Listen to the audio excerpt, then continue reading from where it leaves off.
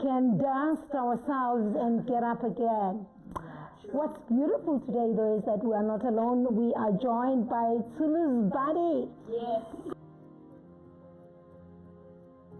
It's wonderful to be here. My name is Stapelfeldt, specialize in opera voice. And yeah, that's me. I think just from that perspective, Ashley, if you can encourage people that are still either going through the pain or the fear or the confusion of where the world found itself. Trust that the universe is always listening. It's always on your side. Tell it what you need. That was something that my mom taught me. What a beautiful way of really healing. You can never heal what is not wounded.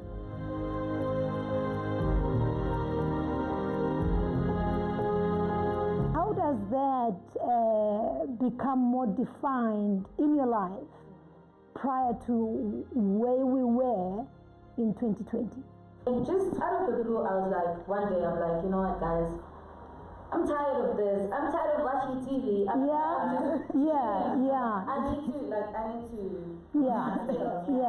So I decided, I have my kids. Let me just go to the room. When I get to that, I'm like, okay, guys, I'm gonna play music in the room. Please don't disturb me. I'm gonna be easy. This is a huge project for me.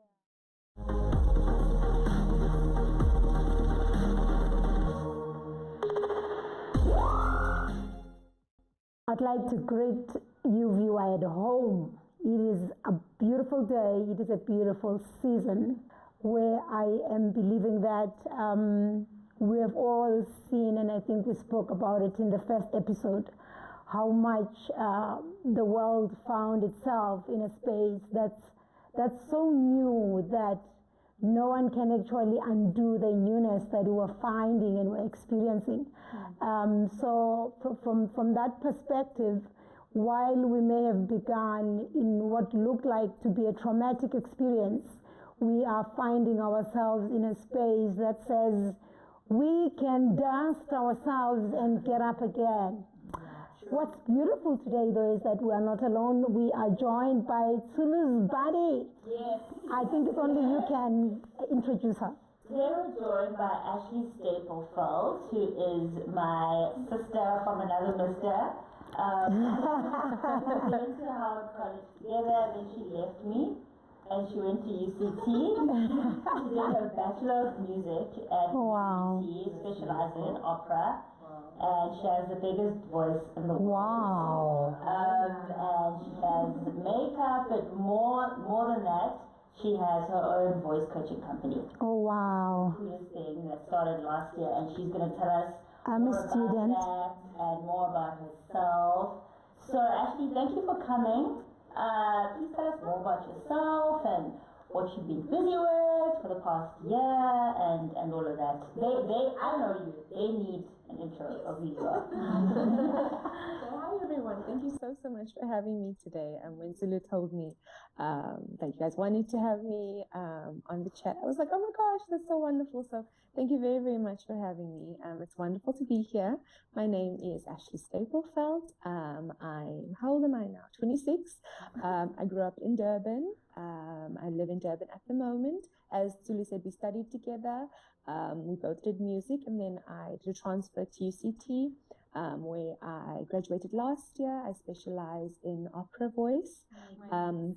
And yeah, that's me. And last year I was doing my postgraduate studies, and it was slightly difficult because of COVID and because everything was, my entire program, my postgraduate studies was practical, and so it was very, very difficult with COVID, and so I started teaching online. I started teaching singing online, and how that happened was I had done an interview on Afternoon Express last year, February, I think. Yes, I went there to sing. It was amazing. It was my first time on TV. Very, very exciting. And so they interviewed me, and I sang. And I think a month later, I posted a video of me singing from the show. And someone asked me about singing lessons.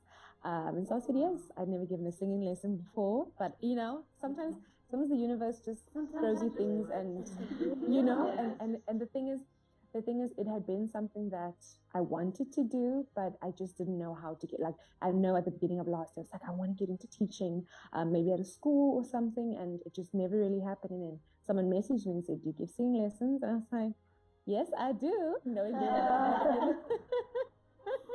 The thing is, it was something that I was qualified for. It wasn't like something outside of my field of expertise. And so I jumped and the net appeared. And so I started getting more inquiries about singing lessons. And I think in about May last year, someone reached out to me he was in New York, and he said, hi, I saw a video of you singing. Do you offer singing lessons still? And I said, yes. And then his girlfriend started lessons, then her best friend started lessons, and now I have all these amazing students in the States. I've got students in different parts of South Africa as well, a student in Germany, a student in Namibia. So it's been wonderful. It's been wonderful.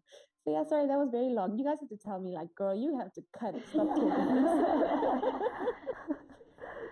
So yeah, that's basically me. Yeah, and my business. Beautiful. Wow, that's lovely. So proud of you, first of all. Thank you. Mom? Yeah, I think for me, I have an issue here. It's kind of personal because I've been telling Sulu that I'm looking for a voice coach, and she's never mentioned. I mean, you have. So already I am a student because I just love singing. I love singing. But I think what becomes very interesting for me is that you do mention that you started this online and you recorded that one piece. And you do this because you are in solitary confinement. You're all by yourself because we're all meant to be by ourselves. I think just from that perspective, Ashley, if you can encourage people that are still either going through the pain or the fear or the confusion of where the world found itself, that what is it that you can tell them, that can encourage them, that besides or despite what we all have gone through, there still is a lot of light at the end of the tunnel. I think for me it's a constant ongoing thing of finding that light at the end of the tunnel, but it is there. I think one of the things for me, I know people say this a lot, they say trust the process. That is so, people who are older than me would always say trust the process, trust the timing of your life. And I think that I'm only starting to understand that now, especially because I'm someone who I like to hold on to things and I like to be in control of my life and the way things are. And I think that if anything, last year taught us, or it's still teaching us, that we actually don't control much at all. It's difficult. It is so difficult. And I think the one thing for me is trusting the process, trust the process, and trust that the universe is always listening. It's always on your side. Tell it what you need. That was something that my mom taught me, and something that has helped me so much, because I never really thought that so many of the things I do now were achievable. I started praying. I started talking to you and say, listen, God, I need this. I need direction here. I need direction there. And it's done something big for me. And so I would say, pray about it, journal about it. Sometimes we aren't able to see things that are in front of us or things that are around us, because there's so much happening in our heads and in our hearts, and sometimes you need a release. So write about it, sing about it, do what you can to get your mind to have a sort of release. And I think that singing is that for me. Outside of journaling, I have singing. I think Zulu knows this as well. I think it's a thing for both of us. It's sort of a release to clear your mind, and so that you're able to see things in front of you, and so that you're able to sort of see the light, like you said, see the light. Yeah. So yeah. Wow, that's awesome. That's awesome. Thank you so much for your time, Ashley. And I will definitely join. Suli is going to give me the details, because I know that I can now do it at the comfort of my home without having to go to any studio. And these are things that we never thought were going to be possible, So I think for me, that really just becomes awesome. Thank you so much for your time. We really appreciate it. Thank you for having me. Thank you so much. Thank you. Bye-bye. Bye. Wow, that was awesome. That was awesome from Ashley, and I think more so from the perspective. Just that last part for me was great, because each time I would think of, for me, singing is more deeper than, it's not about the voice. And yet I do know, and I've noted over the couple of, especially from last year to be precise, literally from last year, that's when I could tell that my voice was not as clearer as it is. You know, I would go for those honeys, and immediately, I mean, you would know it, the honey would just work. But it got to a point where I could tell that either the honey is no longer working, or I now need somebody like Ashley, you know. And each time I'm thinking of jumping out of the comfort of my house and going to dodgy places. Exposing yourself to all of that. Yeah, because people are saying we are voice coaches, and you know, I never imagined that it can actually be done while I am seated as I'm seated like now. And this comes out of where we all are in. We are in, and I think for me that is really just great. And at some point I wanted to ask you to, you know, just hold, I mean, adding on what Ashla was saying, that, you know, being your mom, I've always known that this humongous dream, you know, of being a musician, you know, and how do you all of a sudden either find yourself seeing this dream drifting far away from you, and yet at the same time it is not drifting, but where you are or where you were forced to begin to engage with yourself deeper. And before I knew it, level 3, literally the first thing that we did, we had to go to get you from you know, from the airport, and the next thing, in the same week, we're now buying all sorts of vegetables raw, and I'm seeing Sulu grinding raw vegetables, and I'm thinking, you know, do you want to talk to us about that? Because I think for me it sounds quite similar to Ashley's journey. Yeah, I think it's funny because I actually read somewhere something that said art or creativity will always have more than one medium. Okay. And for me, the whole juice thing and me getting into juices was just one of those things to try and get like whatever frustration I was feeling out. It's like what Ashley was saying about not keeping things in and just letting go of things. And I sing to let go of things, but right now, just in terms of where the world is, I can't be out in places singing, you know, so I have to find other ways to be creative. For me, food has always been that, and juices and beverages is just part of that. You know, and she cooks well, by the way. She really does. If she wants, she really does. If I want. But I started making the juices, and I thought, okay, what could I call this? And it was actually on the phone with my dad, and we discussed some names, and Andile came about. So I was like, this is actually a nice name. Nice.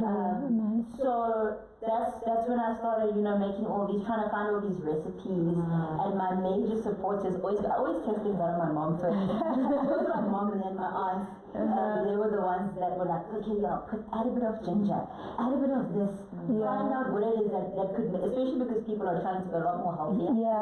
Find out what it is that you can add that is going to be beneficial to people's health and their immune system. So I'm like, okay, cool. I'm listening to them, but I'm also like, don't mess with my girl. You know? But it ended up being like, I ended up coming with like 3 different flavors.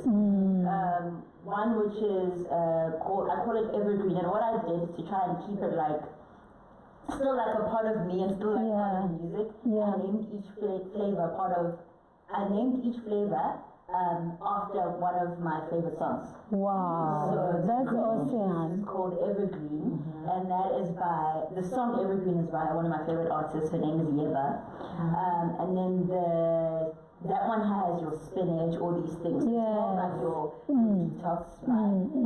The second one it's like an orange with ginger, citrusy kind of thing. And that again, very good for your immune system, so that's why I add all those, those funky things. And then the last one is your beetroot juice. Power, blood, iron. For iron, exactly. That one I called Redbone because of my favorite artist. He has something called Redbone Challenge. I didn't know that part. Yeah, that's very interesting. So, I came up with these 3 flavors, and they're actually like really good, if I say so. But it was just another way for me to be creative and not to feel stuck, because everyone was stuck. So maybe gonna come up with more stuff. I don't know. I'm still growing, but it was one of my, apart from the music, one of my major, huge interests that I really want to be a part of is just food security. And that, because it's one of the things that was so like, I think it was made so obvious last year. So that's one of the things I really want to be a part of. So I feel like even making something as small as making juices and knowing which vegetables work. How. For me, it was like me putting my foot in the door of that. So that's very interesting. That's very interesting. It would be interesting to hear, your story, Andile, because everyone was, and everyone possibly has a story that was born from just being secluded. I think for me the beauty was, it was for me the end of a long haul of emotional turmoil. So it needed to happen because I've gone through this for 5-6 years, and now I'm at home. I still remember saying to the girls, listen, so none of us know each other here because we don't spend time with each other. Everyone goes to school. But now I'm here working and you're here. We're all going to meet each other. Let's just be patient with each other. Because now I must meet myself for the first time after a long time. And that was great. And in the meeting myself, I'm saying, who are you? What are you good at?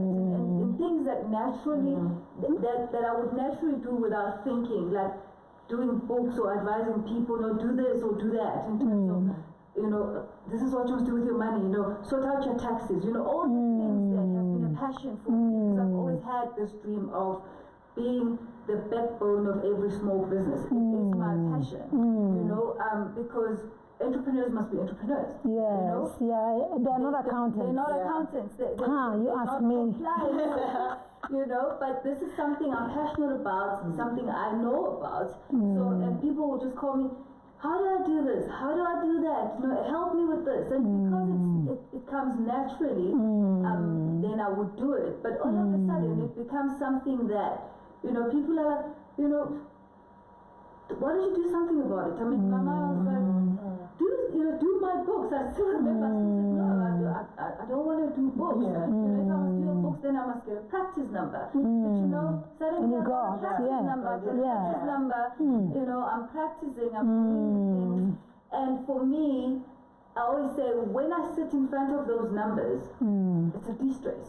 It's not I can work the whole day until I sit in front of those numbers and decide, this is how I'm classifying this is what I'm doing.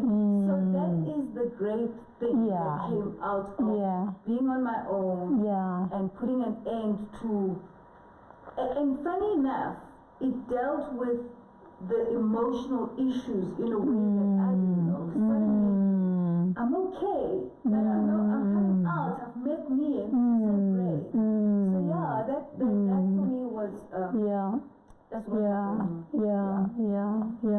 I think that's very interesting, because the truth of the matter is that, and I'm very convinced of this, had we not been where we are and more where we began, which was like the bang, the hit, that made all of us not to be very sure of what was next. We had been swallowed by the world. The world can swallow you unaware that you are now lost in it. If your own child or your own self were to say, hey, for a few minutes, who the hell are you? You would not be able to say, because we were swallowed in a rat race of some people's dreams. And having forgotten, if at all, there was anything in us. And I bless God that we happened to find ourselves in what we were still in, which I don't think it has any power anymore. Neither did I think it had power in the first place. But it was a worldwide thing, and I'm glad that you are saying what you're saying, Andile, that you discovered Andile. You know, everybody discovered, everybody had a visitor. And the visitor was yourself, you know. What a beautiful way of really healing. You can never heal what is not wounded. And neither can you heal what you have not discovered that it actually is a sore, it's a wound, and therefore it needs your attention. And the wounds that we're talking about here, they may not have been wounds as in the open wound, but they were very emotional. They still are emotional. They're very psychological, you know. And I think from that perspective, what a great way of the Creator, you know, just showcasing that I am here, you know, you've got to stop. Because if you don't stop, you're going to lose who you are. And the moment you lose who you are, you begin to blame the entire world that it owes you this, they did not do this. No, it was like, it's not about anybody else now. It is just you, and it had to be you and you alone. And then today we're more chilled. And you it's funny that it's only last year that I begin to follow Nobuhle, because I hear a comment that you actually made, and you said Nobuhle actually is very good with her face, and I'm sure you guys can see, you know. How does that become more defined in your life prior to where we were in 2020?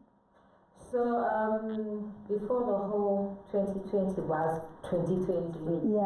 I was on some, you know, guys, I do makeup, but like, I don't want to touch people's faces. I do makeup, but like, I just want to have like, you know, the gold, the brown, eyebrows, foundation. I'm gone. I'm done. I'm pretty. So then this whole solitary confinement, we're all stuck in our houses. I'm like, but I have my kids and everything. So, but like, I'd be with my great grandmother and my mother chilling, and then just out of the blue, I was like, one day, I'm like, you know what, guys, I'm tired of this. I'm tired of watching TV. I need to. So I decided, you know, I have my kids. Let me just go to the room. When I stood up, I'm like, okay guys, I'm gonna play music in the room. Please don't disturb me. I'm gonna be easy. This is a huge project for me. So I stepped down. I'm like, so if I mix a pink and a green, would I look pretty? You know? So I started doing my brows. I did my eyeshadow. I'm like, girl, you're killing it. I had friends text me, call me, girl, we see you posting on your Instagram, your Facebook. Why don't you have a business page? I'm like, guys, I don't want to touch people's faces. And then, like, there was a point where I was really broke. And then I knew I couldn't go to the shop really. But I felt like, can I please have money? You know? So I'm like, Nowazi, please come. I'll teach you how to do makeup, post, So the first time I did my face, I will never forget, I had blonde braids on, I had an African duke on, I was just that girl. So I started posing, I'm like, I can do this, this is me, this is me. You know what, let me just created an Instagram account. So I shared the link, and then everyone was like, why are you Buhle aspiring MUA? I'm like, because I'm an aspiring makeup artist. They're like, girl, you haven't seen your work. Yeah. You haven't seen your work. So I'm like, okay guys, I think I need to have faith. And like, maybe after 200 followers, maybe I'll change. And at 200 followers, I did actually change my Instagram username from _underscore aspiring MEA to Buhle knows this, because Buhle knows this. Because not only do I do makeup, I also do hair, I also do nails. So I'm like, I know what's best for your hair. I know what's best for your face. I know what's best for your nails. So I got you. So it's Buhle knows this. So that's what came out of 2020. And I'm still pushing, like, look at us. I mean, you know, you really are talented, to be honest. And I think for me, I'm listening. We all listened to Ashley. We listened to our stories here. And I think just before we wrap up, there is this thing, and it's very common in our African language, that even when the family has lost a dear one, even when there is death and there is mourning, we still do laugh, you know. So for me, that I was just thinking about and saying to myself, you wouldn't have known, you wouldn't have discovered the beauty that is inside of you had it not been that space of solitary confinement. You know, that little prison, which felt like uncomfortable because it was constraining and demanding what we could not overturn or override because it was a governmental story. So from that perspective, I think for me, we are emotionally strong, and I'm glad that we are where we are. On another note, though, for me, I do recall spending a lot of time getting deeper into the African continent dream. You know, it was like it allowed me to think deeper, but to see even more just how much the continent has and how much the continent has been taught that it actually does not have, you know. And that happened because of the time that I had. And as I was seeing more, and we are listening to those stories now, this says to me there is going to be an awakening of the African child. It may take its strides, it may take the process, as Ashley did mention, but the truth of the matter is I've been a jack of all trades, you know, and I think let's hear about that. And the truth of the matter is there is nothing that I have not done, but what this moment of time, this era did to me, it narrowed, it made more magnified the many dreams that I have, the many capabilities, while I was not stopping creating. And that's how I come with this beauty of, I just love perfumes. I love scents. A house must smell beautiful for me. But beyond that, I could do all of the things, but there is a major thing that will always stand out. And that is, Cindy never stops standing in that gap. If there is a place that is a gap, never stop, never move from that position, because that position is critical for the African dream to become. So as we step out of here, I want to say to you, you are bigger. Much bigger. Bigger, much bigger. And that African child, that African destiny, that it's unimaginable. And all of it is with us, in us, and hidden and all around us. But we have been forced not to see it. And I think we are just about to see. I like the fact that you bring in Africa, because the expectation was that Africa may not make it out.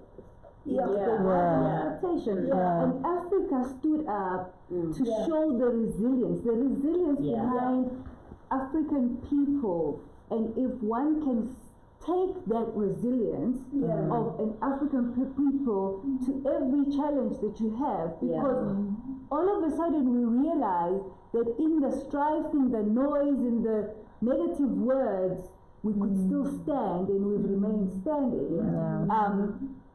And it is a rebuilding of a new society now, you know. How could corporates continue operating where we were, and yet they did. Because in Africa, that didn't happen, you know. Business didn't shut down, and we all are where we are. It's a beautiful African story to tell, actually, when you look at it. So it really, for me, is quite encouraging, because I'm saying, as an African child, I look at Africa and I say, wow, I'm inspired. It was great, as usual, to have time with you. It ain't over with you, it ain't over with us until we recognize the scars. And when the scars are there, then the scars will remind you and I of the journey of the wound. And only when there is a scar would there have been a wound before. And I just want to leave you with that if you can still look back and say, if it were not for where I was and what I then find myself in, then that scar is not there. And where there is no scar, there is no wound, so chances are we are still bleeding. But every wound does get to a point where it gets healed. We hope to see you next time. Stay blessed.